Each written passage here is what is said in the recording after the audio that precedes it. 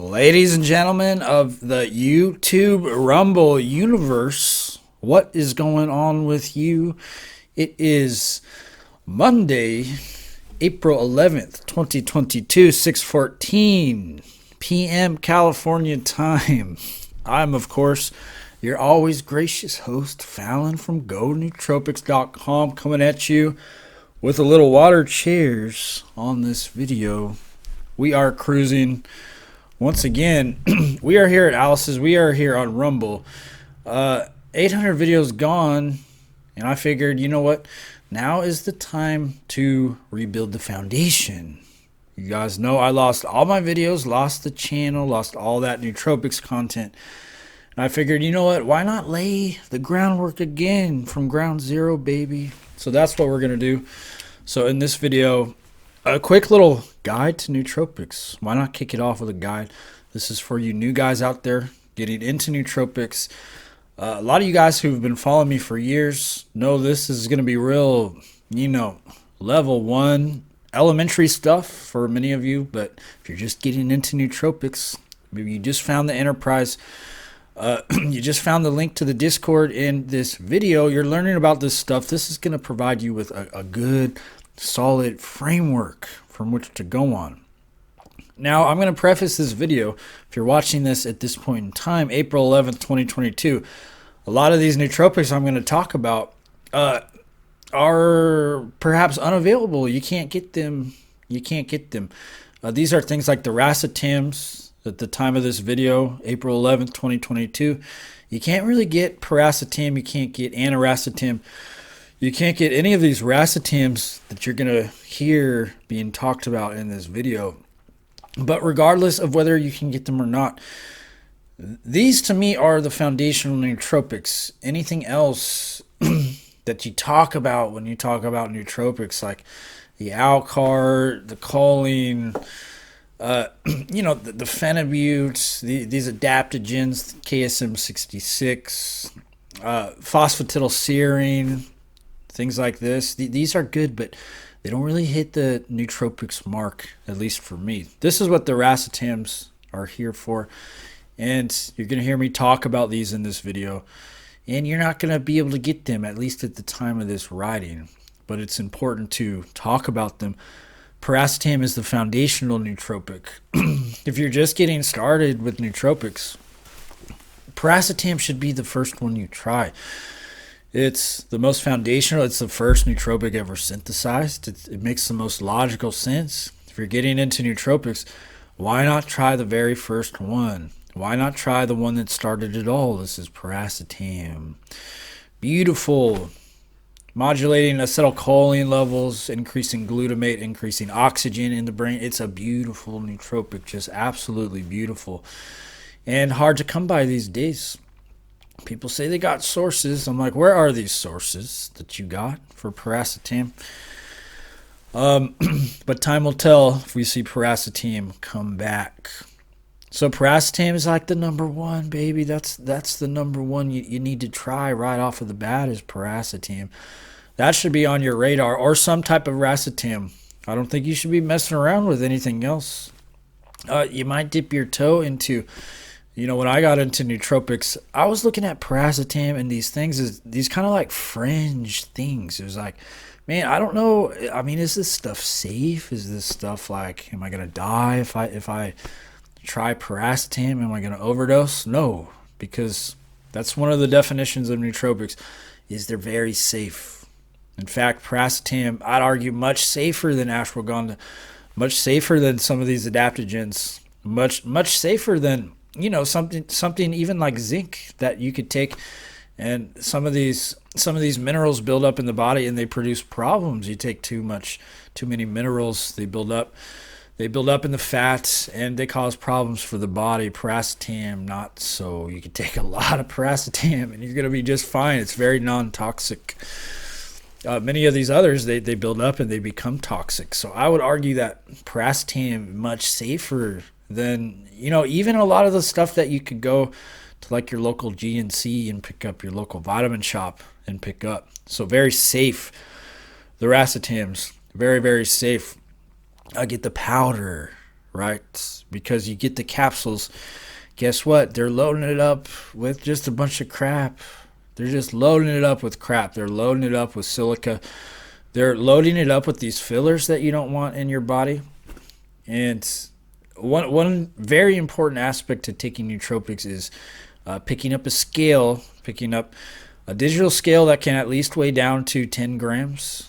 10 grams. Get like a gram scale that could weigh down to, or 10 milligrams. Get a scale that could weigh down to 10 milligrams. And that's really all you need. And you take that powder and you experiment with your doses. And this is something you really can't do. You don't have the full range of function with the capsules. If you get a capsule of something, and let's say it's 500 milligrams, well, what if you want to take 600? You can't. You can't take 600 because they're 500 milligram capsules. You could either take the 500 or you could take a whole gram. You can't. You don't have that kind of fine-tuned control that you would have over the powder. There's a lot of nootropics out there that you find that sweet spot dose. This is part of the experimentation process, is finding the sweet spot, baby. It's like, and isn't that the truth with a lot of things? Just finding the sweet spot and experimenting and not expecting results overnight, and managing expectations. These are all important things. And I've learned over the many years of experimenting with nootropics, this and that, I've learned that nootropics, they could only take you so far. These are not the limitless pill like people talk about. You're not going to become limitless. You're not going to become Bradley Cooper in the movie Limitless.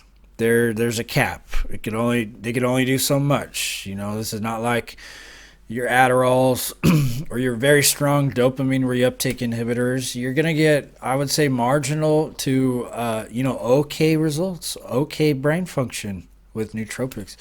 Some people can really fine tune it and find stuff that really works, and they really do take their brain to the next level with nootropics, certainly. But I would say, at least in my experience, certain nootropics like paracetam have improved my cognition, improved my verbal fluency, I would say mildly, to the point where I do feel it's worth it to experiment. I have a handful of nootropics that I have found worked. I've tried most of them. I have found out of, I don't even know how many I've tried, but out of the many I've tried, I have found that there's only a few chosen ones, right? There's only like a handful, maybe 5 that like really switch things on. This, I would say, is the paracetam, the phenylparacetam. If you're talking just pure brain function, paracetam, aniracetam, phenylparacetam, facilracetam, I respond very well to the racetams. And outside of those, you start getting into another world where you have, the phenibut, the modafinil, the more, I'd say, harder compounds, the more harder nootropics. And these certainly improve certain aspects of yourself. Like if you take phenibut, you're going to boost mood. You're going to boost dopamine a little bit. You're going to boost GABA in the brain. It's going to provide you with social functioning enhancement, but they come at a cost. Phenibut comes at a cost. Modafinil comes at a cost. Tianeptine comes at a cost. And ultimately, they reduce your brain function in the long term. So if you're serious about improving brain function in like a sustainable manner, these are the racetams. You could throw choline in there. You could throw Alcar in there, acetyl L-carnitine. You could throw some of these others in there, the adaptogens in there, but I would say stick to the racetams. Those are like the sustainable ones. And you find your dose. You find your cycling protocol. You figure out how many days you could take it in a row before you start to feel like, okay, your body will tell you it's time to kind of pull back the reins. It's time to pump the brakes a little bit. And you take these things, and a lot of people have questions about, well, how much do I take? And when I first started, I really just read a bunch of reviews. So I went on Reddit. I looked up some reviews, and the people will tell you, if the people are saying start with this, that's what you start with.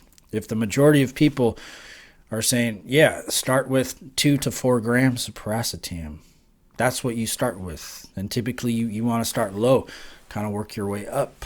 Some of these build up over time, like paracetam can take a while to build up in your system before you experience the brain function. The brain performance can take up to a week for some people. For me, paracetam delivers a same-day acute response. And personally, if I use paracetam on day 1, it's good. Day 2, it's good.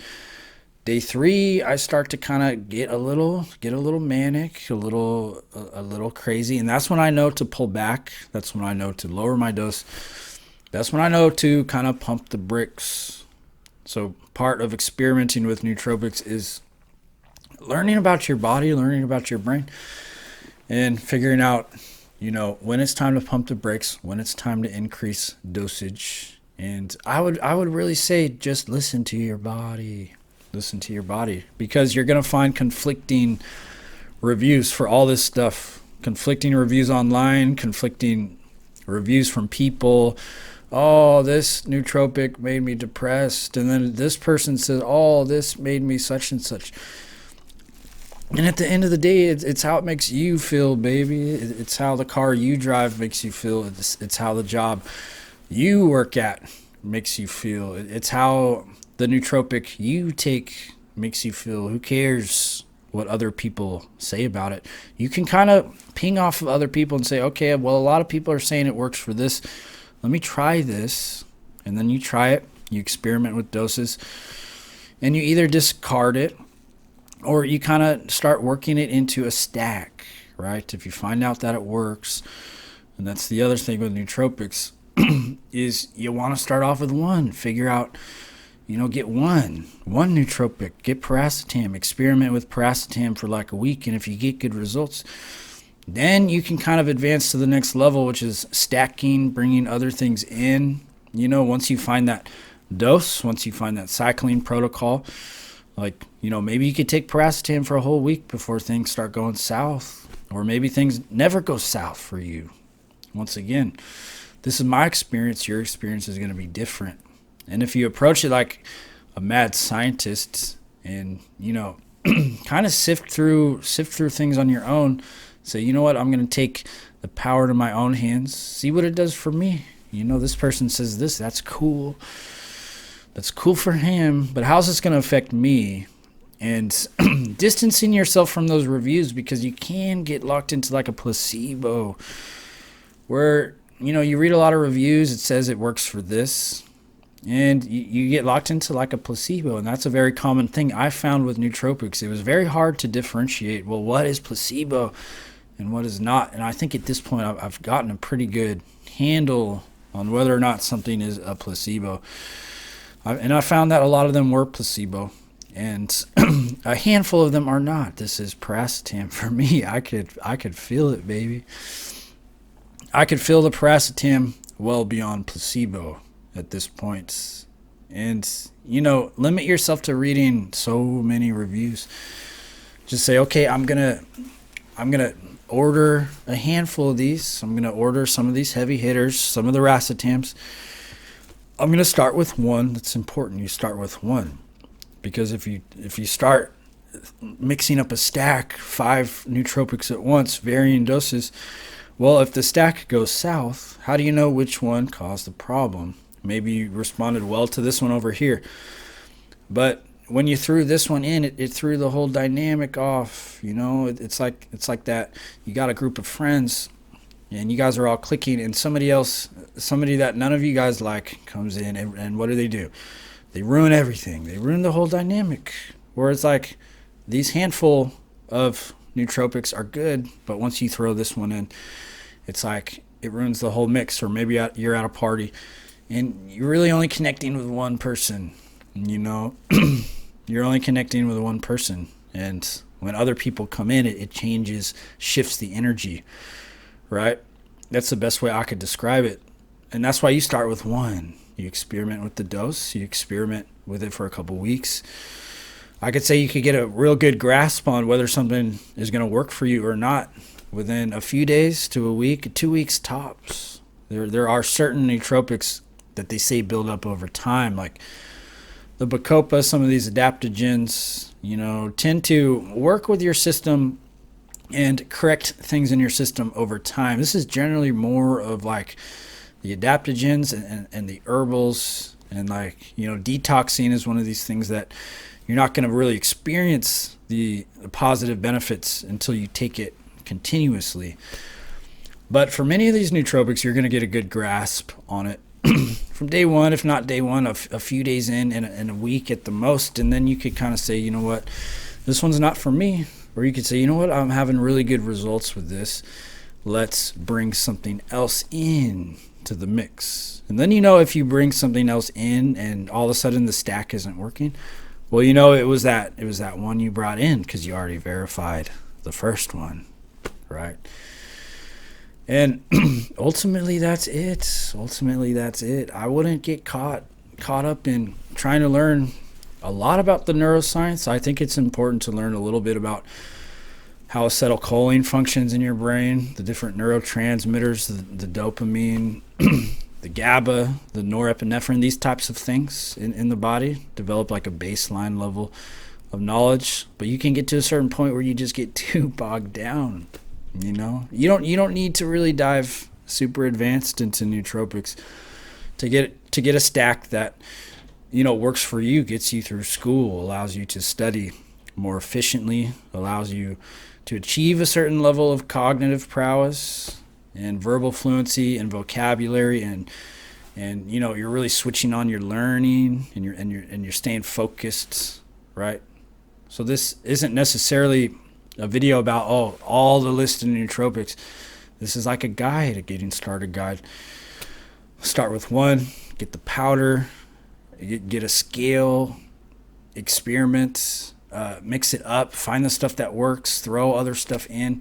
It's about, in the beginning, like anything, throwing a bunch of stuff at the wall and seeing what sticks and not really overcomplicating things, and not wasting too much time reading, because once again, you're going to get so bogged down in the conflicting reviews, and this person says this person says that, and you get overwhelmed and you don't end up doing anything, right? How often does that happen?